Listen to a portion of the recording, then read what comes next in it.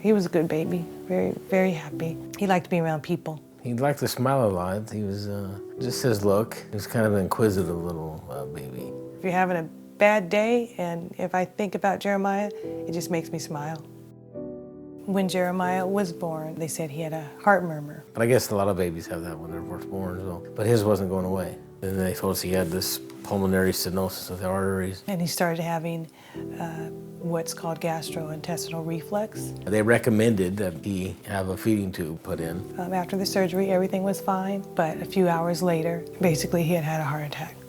He was in a coma for quite a few days. They stabilized him, and then after a while, we thought everything was okay enough to go home to change our clothes. We had been there for days and days. When we got home, then I was outside, and then my wife got a call from the nurse saying the doctor wanted to talk to her. And it was the cardiologist, and he said, Miss Bailey, you need to get back to the hospital right away. Your son, Jeremiah, he's not gonna make it. I felt guilty because I had left the hospital. I should have been at the hospital with Jeremiah. And I wasn't. So we rushed back to the hospital. What had happened is he had had a heart attack. They had the defibrillator machine in his room, and she told us the doctor shocked him. I think it was like 14 times. And she said she never seen a doctor.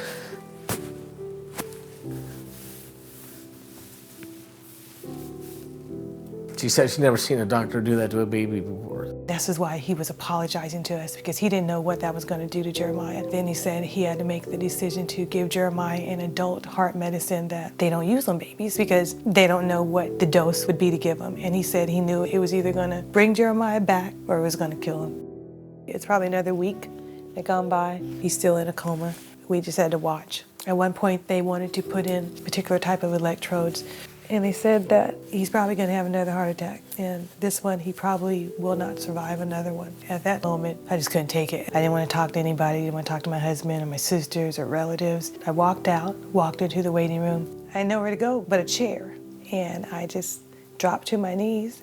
I started to pray. I was just very quiet. I said, thank you, Lord, for the 7 months of life that I have with this baby. If you decide to take him, can you please give me the strength to get through it, because I'm his mom. And all of a sudden, I just felt peace. You know, I looked up at the clock. It was about 9 o'clock, and a few hours later, the nurse came out and said that we could go back and see Jeremiah. And I said, what'd you do? He looked so peaceful. And the nurse said, I know. We put the electrodes in. I still didn't really understand what the electrodes were doing. And she said, they just let us know when this heart attack is going to occur. She said he had been having heart arrhythmias up until we put the electrodes in. And I looked at her, I said, what time did you put the electrodes in? And she said, 9 p.m. It was the same moment when I felt that rush of peace. And he seemed to be happy, even from that point there. Before we brought him home, he had a smile on his face still. It was very difficult over the next few years. He had to see the cardiologist all the time. He did have to stay on all those medications, and that is what kept his heart going. That's where I think the research comes in. Through the American Heart Association would help where he wouldn't have to maybe have another heart surgery. The next one might be the last one that he has to have. Because of the research that the American Heart Association funds, Jeremiah, he can be the little boy he is today. He can run, he can jump, he can roller skate, which is his favorite activity, and he couldn't do that before. Without Jeremiah, our family wouldn't be the same.